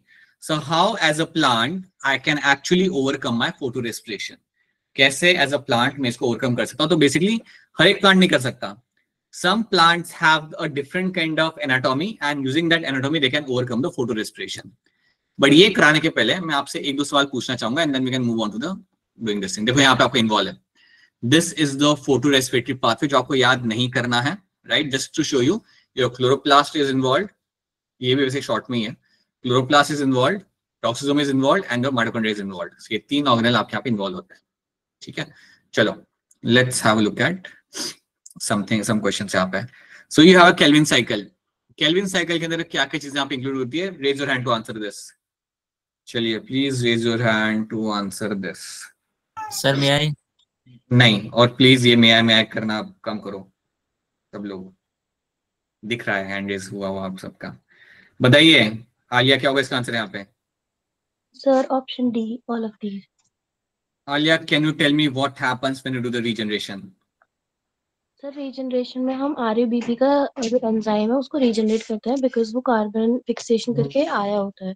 उसको हम एटीपी खर्च के रीजनरेट करते हैं और वापस उसको राइबोलोज 1,5 बाइफॉस्फेट में कन्वर्ट कर देते हैं, जिससे वो साइकिल कंटिन्यू कर सके. राइट. तो क्या यूज करूंगा मैं इसे रीजनरेट करने के लिए? सर एक एटीपी का मॉलिक्यूल यूज होता है. और कौन सा सबस्ट्रेट में यूज कर रहा हूँ? That's G3P. G3P का इस्तेमाल करके बनाऊंगा मैं यहाँ पे आरयूबीपी. ठीक है, right. Then you have a carboxylation and in which you will find your 3 PGs getting formed. उसको हम बोलेंगे यहाँ पे carboxylation. चलो नेक्स्ट सवाल. सवाल को पढ़िए खुद से ध्यान से and then raise your hand. Reduction process of Kelvin cycle requires how many ATPs and ATPH for reduction of 1 molecule of CO2?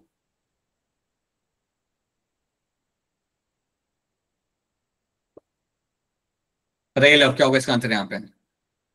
Sir option D.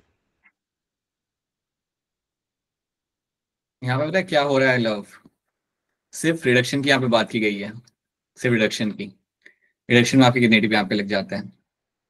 बताओ Risha. Option B, 2 mole ATP and 2 mole NADPH.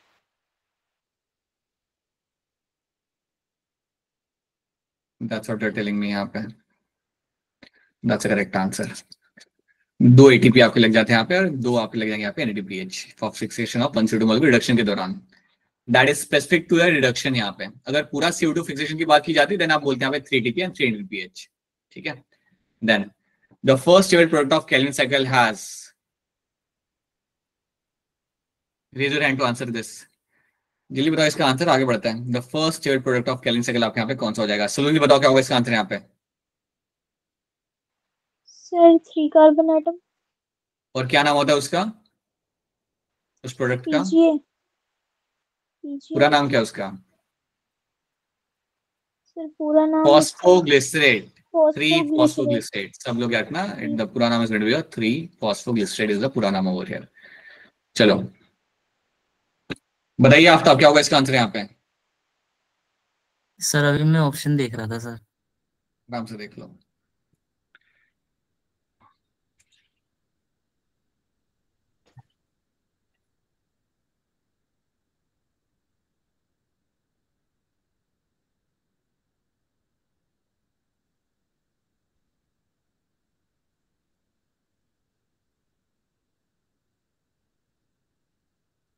बताइए आफ्ताब, आप बोलिए.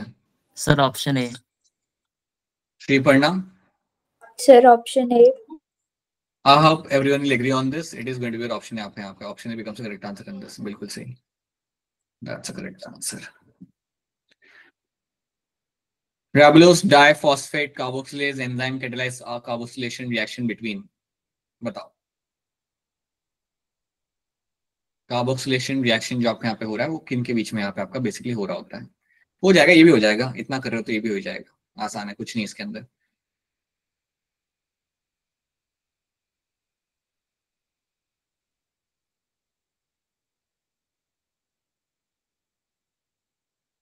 बस 2 ही लोग बेटा. ये जो है ना यहाँ पे दैट इज माय आरयूबीपी ही है. ये आपसे पूछा ये गया है कि आरयूबीपी एंजाइम, सॉरी ये एंजाइम है रुबिस्को है, sorry it is your Rubisco.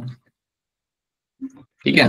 पूछा आपसे यहाँ पे ये गया है कि रुबिस्को एंजाइम कैटालाइज करता है कार्बोक्सिलेशन रिएक्शन बिटवीन व्हाट, कौन से 2 चीजों के बीच में वो कराएगा ये रिएक्शन ताकि आपको एक स्टेबल पहला कंपाउंड आपको मिलेगा. ये आपसे पूछा गया. बहुत आसान सवाल है. सो कौन सी 2 चीजों के बीच में कराते हो अपना ये रिएक्शन, कार्बोक्सिलेशन वाला, and the first stable compound आपका यहाँ पे क्या बनेगा? बताओ लव, कुछ क्या होगा इसका आंसर यहाँ पे?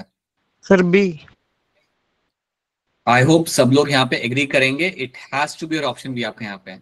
Your CO2 will combine with my ribulose 1,5 biphosphate या डाइफॉस्फेट, जो भी आप कहना चाहो, and then you will have your first stable compound PGA is getting formed, which is that is what you call it as a carboxylation, right? So that is what we have done. अब एक काम करते हैं, let's have a look at, ये तो चलो हमने यहाँ पे देख लिया. Now let's jump onto some new kind of plants. So now we know what is my Kelvin cycle. We know what is your photo respiration क्या होता है, वो हमने यहाँ पे देख लिया. कौन सी कंडीशन में हो रहा है वो हमने यहाँ पे देख लिया. Now let's try to understand कि आपका फोटो रेस्पिरेशन को ओवरकम करने के लिए आप क्या कर सकते हो. So you have some group of plants, कुछ ऐसे स्पेशल प्लांट्स आपको मिलेंगे देखने के लिए, and those special plants are called as my C4 plants. So you have some special plants which you call them as a C4 plants. हर कोई नहीं होता, कुछ लोग होते हैं, कुछ होते हैं chosen one. You call them as a C4 plants. C4 plants के एग्जाम्पल आपके यहाँ पे आ सकते हैं maize, sugar cane and your sorghum.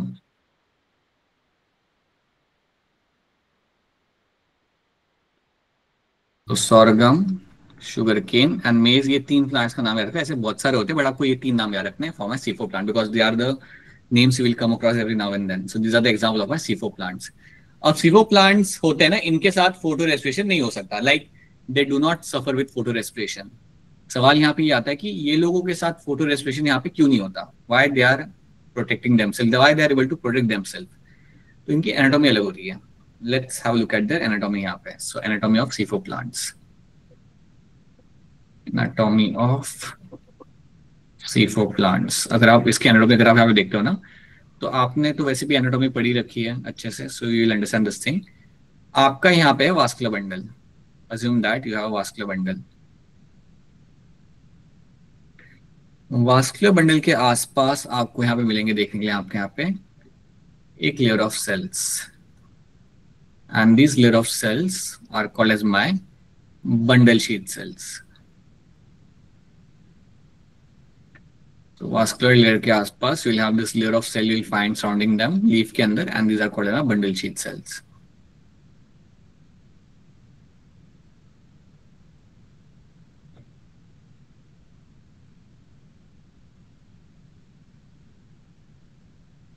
ठीक है.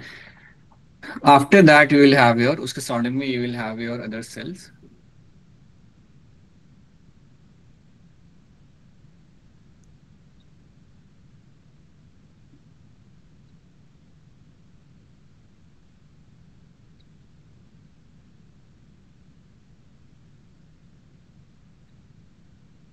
तो इसके साइड में, इसके बाद जो आपकी लेयर मिलती है सेल्स की, those are the cells which are my mesophyll cells. So bundle sheath cells तो आपके यहाँ पे दिखे ग्रीन वाले, एंड उसके बाजू में आपको जो सेल्स मिलेंगे आपके यहाँ पे, these are my mesophyll cells.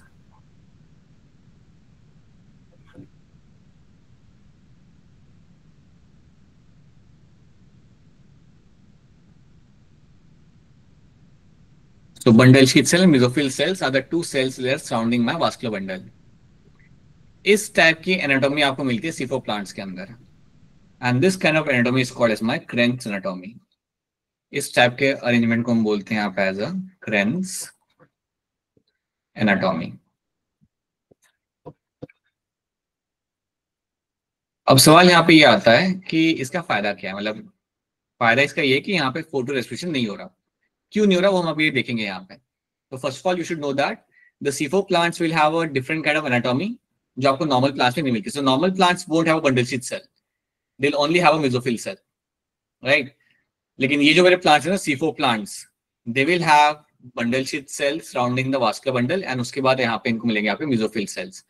इस टाइप की एनाटॉमी को हम बोलते हैं यहाँ पे Krenz anatomy. तो एक तो ये बात आपको याद रखनी है. इसकी पिक्चर आप चाहो तो यहाँ पे देख सकते हो. ये है आपके यहाँ पे picture. This is how they're going to look like. So you can see the bundle sheath cell and your mesophyll cell, and center में you have the vascular tissue. This is your Krenz anatomy. एक तो ये बात आपको याद रखनी है. दूसरी बात आपको याद ये रखनी है दैट इनके अंदर क्लोरोप्लास्ट भी थोड़ा अलग सा होता है. They'll also have the chloroplast which will be slightly different यहाँ पे. So they have a dimorphic chloroplast. C4 plants will have dimorphic chloroplast. क्या होता है डायमॉर्फिक क्लोरोप्लास्ट, ये भी हम यहाँ पे देख लेते हैं. Let's have a look at that. So assume that आपके पास है यहाँ पे एक सेकंड रुक जाओ.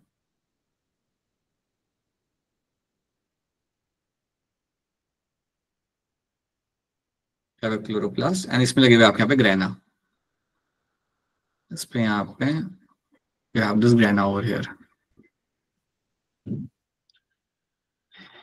ये वाला क्लोरोप्लास्ट तो कॉमन है. You'll get to see that. So this chloroplast is going to be called as my granule chloroplast. ये जो क्लोरोप्लास्ट आपको यहाँ पे दिख रहा है ना, this chloroplast over there is called as my granule chloroplast.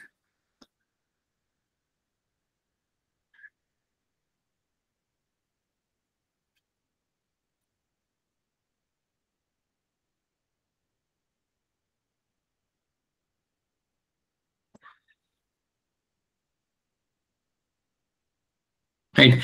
Then you have another chloroplast. That chloroplast won't have a grana. इस क्लोरोप्लास्ट के अंदर आपको कोई ग्रेना देखने के लिए आपको नहीं मिलेगा. So basically what will happen ना, यू विल हैव द थैलाकोइड्स. थैलाकोइड्स आपको मिलेंगे यहाँ पे देखने के लिए आपके यहाँ पे, but they won't form the grana. This is called as my agranal chloroplast. ऐसा ही स्ट्रक्चर होता है, ध्यान दो यहाँ पे. They are called as my agranal chloroplast.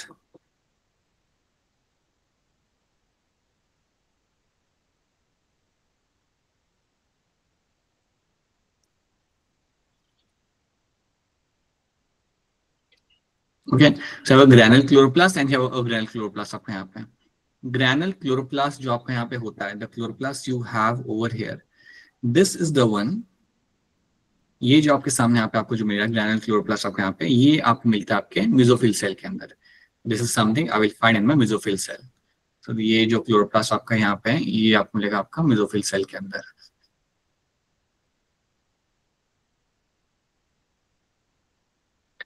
और जो नीचे जो आपका क्लोरोप्लास्ट है बना के रखा हुआ है, this can be seen by bundle sheath cell.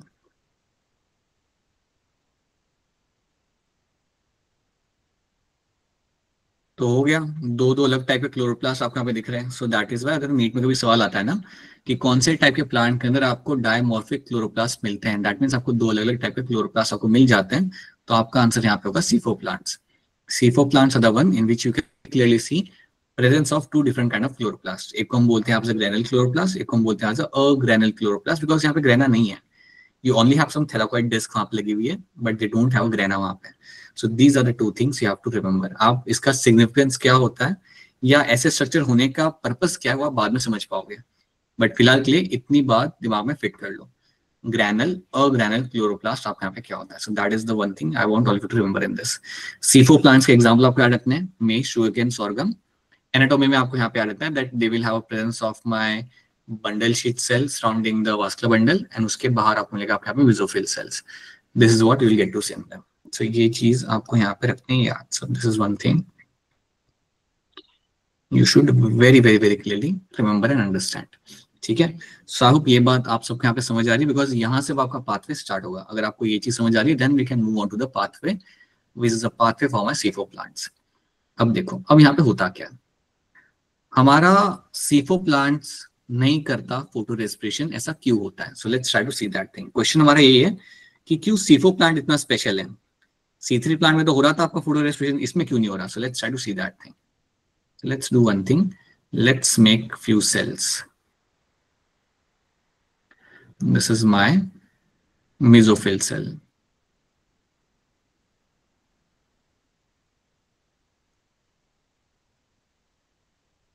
उसके बाद आपको मिलेगा आपके यहाँ पे बंडल शीथ सेल.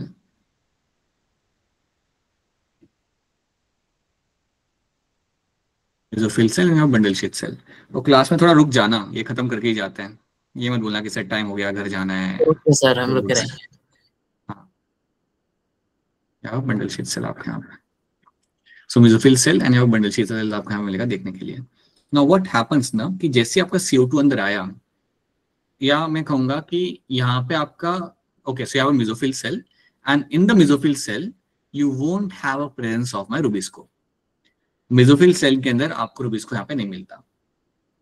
अब आप सोचोगे अगर मेसोफिल सेल में रुबिस्को है ही नहीं तो आपका O2 मॉलिक्यूल आएगा, देखेगा इधर उधर चला जाएगा। रुबिस्को चाहिए ना उसे बाइंड करने के लिए अगर फोटोस्टेट करना है तो। सो रुबिस्को यहाँ पे होता नहीं है, तो यहाँ पे क्या होता है, you have a different enzyme and that different enzyme is my PEPcase. You have an enzyme called as my PEPcase. अब PEPcase आपका क्या एंजाइम है, that stand for my PP carboxylase. PEP carboxylase.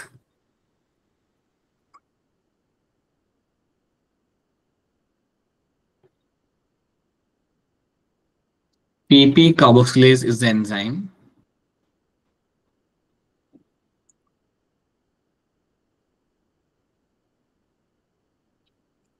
this is the enzyme which I'll be finding in my particular mesophyll cell.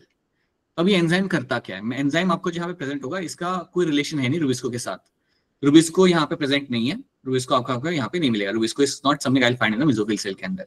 ये enzyme करता क्या है, नाम से पता चल रहा है कि एंजाइम कंबाइन करेगा सिर्फ CO2 के साथ। This enzyme does not have a potential to combine with the O2 molecule. अगर O2 आ भी जाता है तो O2 कुछ कर नहीं पाएगा यहाँ पे, O2 आपका अगर आ भी गया तब भी वो कुछ कर नहीं पाएगा, बिकॉज ये एंजाइम सिर्फ CO2 के साथ कंबाइन करता है। तो अब देखो यहाँ पे होता क्या है, this enzyme will combine with my CO2, ये एंजाइम कंबाइन करेगा मेरे यहाँ पे CO2 के साथ। बेसिकली ये एंजाइम CO2 को पकड़ेगा और CO2 को फिर वो कंबाइन कराएगा with another molecule and that another molecule is going to be my PEP. तो यहाँ पे मेरा जो CO2 होता है उसको आप कंबाइन कराते हो PEP के साथ and that PEP stands for my, ये जो PEP यहाँ पे लिखा हुआ है, this stands for my phosphoenol pyruvate. इसको हम बोलते हैं आप as a phosphoenol pyruvate. Phosphoenol pyruvate. अगर आपने ग्लाइकोलाइसिस सीखा है स्कूल के अंदर तो ये नाम से आप वाकिफ होंगे। PEP बिल्कुल बनाया जाता है आपके पायरुवेट एसिड बनाने के पहले।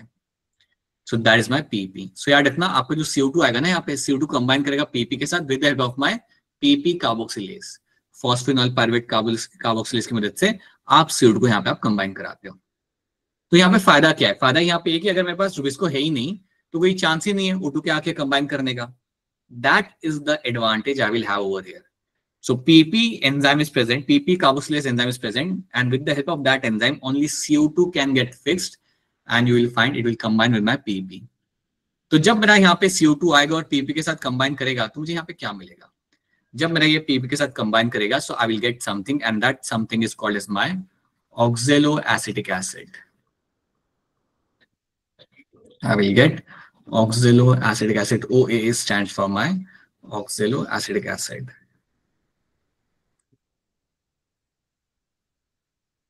oxaloacetic acid, ये चीज आपको यहाँ पे बन के मिल जाएगी। अब जैसे मुझे यहाँ पे oxaloacetic acid बन के मिला, ये बना होता है आपके 4 कार्बन एटम से। याद रखना oxaloacetic acid is made of my 4 carbon atoms. Now you understand कि मेरा पहला स्टेबल कंपाउंड मेरा 4 कार्बन एटम से बना हुआ है, and this is why we call it as a C4 pathway. इसलिए इन प्लांट्स को भी बोला जाता है as a C4 plants. Why this plants are called my C4 plant? Because the first stable compound जो आपको बन के मिलेगा आपके यहाँ पे, that's my oxaloacetic acid. बताओ यहाँ तक चीजें समझ आ रही है? Happily, are you able to understand all those things? Yes, sir. Yes, sir. Happy तो साउंड नहीं करे वैसे आप लोग, बट ठीक है, it is what it is. हाँ चलो आगे बढ़ते हैं। So यहाँ वो OA आपके यहाँ पे बन गया after combining with this. ये OAA आपके यहाँ पे कन्वर्ट किया जाएगा into your malic acid. This will convert into your malic acid. ये malic acid formation भी आपका कहाँ पे हो रहा है? It is all happening in my mesophyll cell. सब कुछ आपका हो रहा होता है आपका mesophyll cell के अंदर। तो mesophyll cell में क्या क्या हो रहा है? CO2 आया, कंबाइन किया PP के साथ with the help of my PP carboxylase, बना के दे आपको यहाँ पे oxaloacetic acid. ये OAA कन्वर्ट होगा आपके malic acid के अंदर। ये सब आपका हो रहा है mesophyll cell में। रुबिस्को का इन्वॉल्वमेंट यहाँ पे नहीं है। अब क्या होता है, मैलिक एसिड आपका यहाँ से बाहर निकलेगा और एंटर करेगा आपका यहाँ पे बंडल शीथ सेल के अंदर। So malic acid now has enter inside the bundle sheath cell. So malic acid आपका बंडल शीथ सेल में आपका यहाँ पे एंटर कर चुका है। जैसे ही मेरा malic acid bundle sheath cell के अंदर आया, इसको हम ब्रेक डाउन कर देंगे, इसको हम स्प्लिट कर देंगे, तोड़ देंगे। तो जैसे मैं इसको यहाँ पे तोड़ूंगा, as soon as I will split this malic acid, तो मुझे दो चीजें मिलती है। एक मुझे मिलता है मेरे यहाँ पे पायरुविक एसिड, पायरुवेट जो आपने पढ़ा है ना ग्लाइकोलाइसिस के अंदर, वही आपको यहाँ पे मिलता है। So malic acid will break down into something called my PA, that's my pyruvic acid, pyruvic acid. ये आपको एक बन के मिलता है। और दूसरी चीज आपको यहाँ पे क्या बन के मिलती है, दूसरी चीज जो आपके बन के निकलती है आपके यहाँ पे, दैट्स योर CO2 मॉलिक्यूल। तो जब मेरे मैलिक एसिड को मैंने यहाँ पे स्प्लिट किया, right, no it's not isomer, it's a different compound, ठीक है। So when you find this malic acid will split over here, you will find two things are getting formed, CO2 and pyruvic acid. जैसे मैंने यहाँ पे CO2 बना, अब ये CO2 को मैं पता है क्या करूंगा, this CO2 once it is getting formed over here, this CO2 will now enter inside my Kelvin cycle, जो आपका किया जाता है बंडल शीथ सेल के अंदर। So bundle sheath cell is a site जहां पे आपका किया जाएगा आपका केल्विन साइकिल। ये वो लोकेशन है बेटा जहां पे आपका केल्विन साइकिल हम यहाँ पे रन करते हैं। इसका मतलब ये है कि आपका रूबिस्को बैठा हुआ है बंडल शीथ सेल के अंदर, not in my mesophyll cell. अब सिंपल सी बात है, अगर आप इतना अंदर करोगे अपना केल्विन साइकिल अंदर वाले सेल्स के अंदर, कोई चांस ही नहीं है कि आपका O2 वहां तक पहुंच पाएगा। O2 का आना, प्रॉब्लम क्रिएट करना, एक नया साइकिल स्टार्ट करना is not a possibility in this case, because जैसे आप यहाँ पे CO2 हम यहाँ पे रिलीज कर रहे हैं, this will enter the Calvin cycle and you will find sugar molecule formation will happen. Sugar बनाने की प्रक्रिया आपके यहाँ पे चालू हो जाएगी। इतना पहले आप याद रखो। अब जो पायरुविक एसिड आपके यहाँ पे बन चुका है ना, इसको हम वापस लेके जाएंगे इनटू योर मेसोफिल सेल। तो इसको हम यहाँ से निकालेंगे, विल बी लाइक कि चलो ये इसका काम यहाँ से हो गया। So this pyruvic acid now will travel and will enter inside my mesophyll cell. अब सिंपल सी बात है, आपको पीपी को भी तो रिकन्वर्ट करना पड़ेगा ना हमेशा। So this pyruvic acid will be utilised to reform the PP. PP खत्म हो गया तो कैसे चलेगा ये साइकिल आपका यहाँ पे। So please know that this pyruvic acid has to be reused to form the PP. So pyruvic acid का इस्तेमाल करके आप वापस से PP आप बना लेते हो। और जब आप ये कन्वर्जन करते हो, तो आपको याद रखना है खर्चा करना पड़ेगा आपके यहाँ पे ATP का। So when this conversion will happen over there, we'll find ATP is getting utilized. ATP आपके यहाँ पे यूटिलाइज की जाती है। So ATP is getting used. कितनी यूज की जाती है हम बाद में देखते हैं। यहाँ पे आपका ATP का खर्चा यहाँ पे होता है। सो this is one thing which you should be very much clear with. यहाँ पे आपने देख लिया आपका C4 pathway. This is how you will find C4 plants avoid my particular photo respiration. क्यों, कैसे अवॉइड कर रहे हो लोग, यहाँ पे मेसोफिल सेल से रूबिस्को को हटा दिया और CO2 को फिक्स करने के लिए आपका यहाँ पे एक दूसरा एंजाइम इन्वॉल्व है, that is my PP carboxylase, and that will help in fixing my CO2 along with my PP to form my oxaloacetic acid. इतनी बात बहुत क्लियरली आपको याद रखनी है। This is a story which should be very clear to all of you. Arisha बताइए क्या सवाल है आपका यहाँ पे? केल्विन साइकिल जब हो जाएगी तो pyruvic acid will be transported.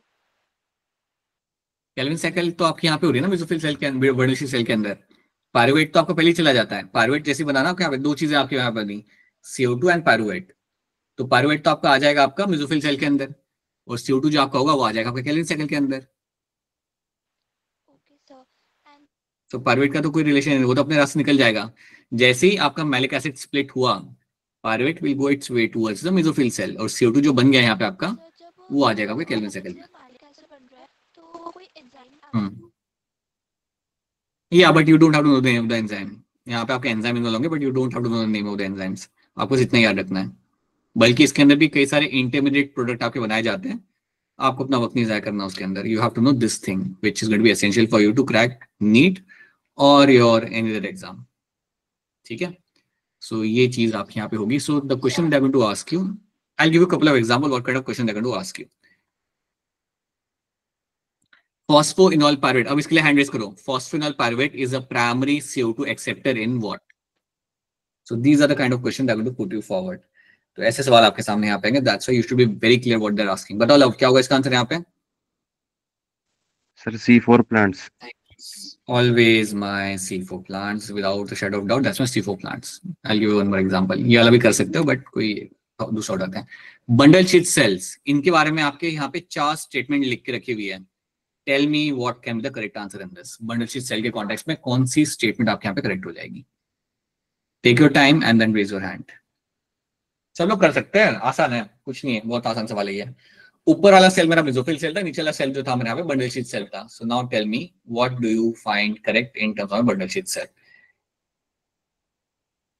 Alright, बताइए सलोनी, क्या लग रहा है आपको? Sir option D. Aliya? Sir option D. And I hope everyone should agree on this. It is my option D आपके यहाँ पे, are rich in my Rubisco. That is what my bundle sheet will be having in a more amount. They'll be rich in my Rubisco. They won't have PP carboxylase. They are not like they will have both the things. They will only have a Rubisco. ठीक है। और mesophyll cell में आपको मिलेगा आपके यहाँ पे PP carboxylase. So अगर कोई पूछे कि which cell is rich in my PP carboxylase enzyme, then you will say it is my mesophil cell.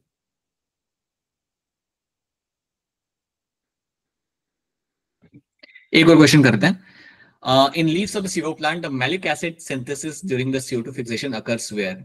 Maleic acid बनाया कहाँ पे जाता है, कौन से सेल के अंदर बनाया जाता है आपका मैलिक एसिड आपके यहाँ पे? Raise your hand and then give me correct answer.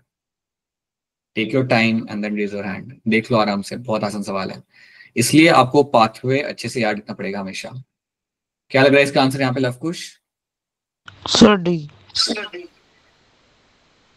Option D अगर आप मुझे यहाँ पे बता रहे हो, then all of you should agree on this, that's a correct answer. Mesophyll cell के अंदर आपका मैलिक एसिड आपका बनाया जाता है। That's why I won't make you solve all the questions, but आप ये खुद से करना, मैं आपको ऐसा शेयर करूंगा, फिर हम बाद में डिस्कस कर लेंगे। But again I have to tell you couple of more things यहाँ पे, बट फिलहाल के लिए आप इतनी बात यहाँ पे आप याद रखोगे।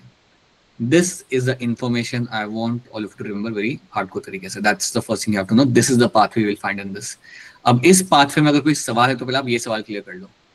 If you have any question based on the things we have done, then इसमें आप पूछ लो, अगर कोई चीज समझ नहीं आ रही तो। Alright, so this is what happens in my C4 pathway.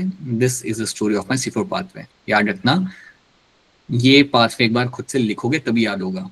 खुद से लिखो, एक बार देख के लिख लो, एंड देन थोड़ी देर के बाद try to write it by yourself, जो हो जाएगा। It won't take more than 4-5 minutes, so do that. अब इसमें एक चीज आपको बताना चाहूंगा, जब भी आप C4 प्लांट्स की बात करते हो, वन लास्ट थिंग सुन लो, it won't take more energy from your brain. So when you talk about my C4 plants और C4 पाथ वगैरह जब हम बात करते हैं तो यहाँ पे होता क्या है?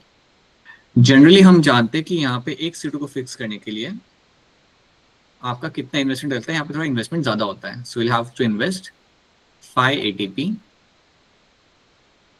and 2 NADPH. This is an investment you will find in your C4 plants के अंदर। तो यहाँ पे थोड़ा खर्चा ज्यादा है ना, मतलब अगर आप देखोगे, अगर C3 प्लांट से अगर आप कंपेयर करोगे तो वहाँ पे सिर्फ 3 ATP आप यूज कर रहे थे, यहाँ पे आप इस्तेमाल कर रहे हो अपने यहाँ पे 5 ATP। सो 2 ATP आपके यहाँ पे ज्यादा लग रहे हैं। अब सवाल आता है कि 2 ATP ज्यादा क्यों लग रहे हैं, तो आप ये भी तो समझो, it is a longer pathway ना। यहाँ पे डायरेक्ट कैलन साइकिल आप नहीं कर रहे हैं, एक लंबा पाथवे आप यहाँ पे स्टार्ट कर रहे हो, and because you are running a longer pathway यहाँ पे, you will have a more amount of ATP in this investment. Makes sense. It's a slightly longer pathway, so that is why यहाँ पे ATP का खर्चा थोड़ा सा हो जाएगा, क्योंकि आप यहाँ पे डायरेक्ट कैलन साइकिल यहाँ पे आप स्टार्ट नहीं कर रहे हैं। तो आपको याद रखना है कि यहाँ पे ATP का इन्वेस्टमेंट थोड़ा ज्यादा होता है। सो 5 ATP, 2 ATP एक्स्ट्रा लग रही है बेसिकली, 3 तो आपकी कैलन साइकिल में लगी जाती है ना, ये इसमें तो लगती है। याद आ रहा है ना ये सब आपको यहाँ पे? This something we have done. Calvin cycle के अंदर आपकी 3 ATP हम यहाँ पे इस्तेमाल कर रहे थे, बट जो एक्स्ट्रा पाथवे जो आप यहाँ पे रन कर रहे हो, इसके अंदर आपका यहाँ पे 2 ATP आपके यहाँ पे एक्स्ट्रा लग रहा है। That's it. इसलिए 2 + 3 आपके यहाँ पे 5 होता है। एक CO2 के लिए आप 5 ATP यहाँ पे इन्वेस्ट करोगे और 2 NADPH अपने यहाँ पे इन्वेस्ट करना है। तो मुझे बताओ, जब मैं 6 CO2 को यहाँ पे रन करूंगा साइकिल के अंदर, तो कितना ATP मैं यहाँ पे इस्तेमाल करूंगा? Sir 30 12 NADPH right, and 12 NADPH। बस ये है मेरा investment to make 1 sugar molecule in my C4 plants. This is the investment I have to do to make 1 sugar molecule in my C4 plants. ये भूलना मत।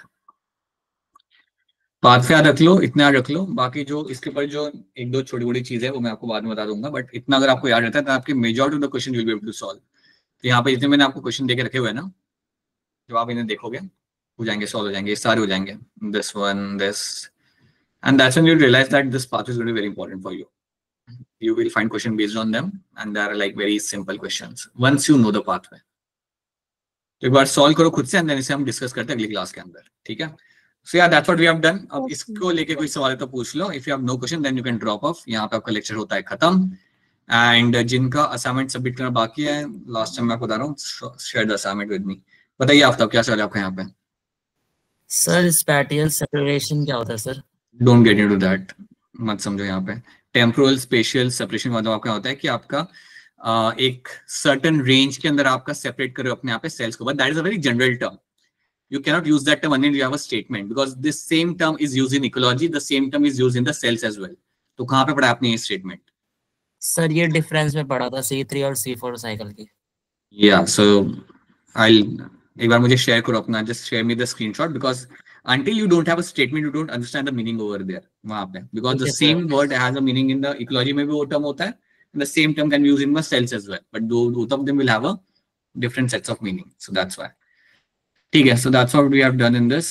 असाइनमेंट सबमिट करो सब लोग यहाँ पे. Make sure that you submit the habit assignment, तभी आपको मिलेगा आपका next assignment which will be based on cockroach and anatomy. ठीक है, चलो, so that's what we have done. So let's wrap this up and चलिए, we'll catch you again in the next class. If you have no question then let's मिलते हम लोग वापस next class में. Yeah, bye everyone, bye, good night. Bye sir. Sir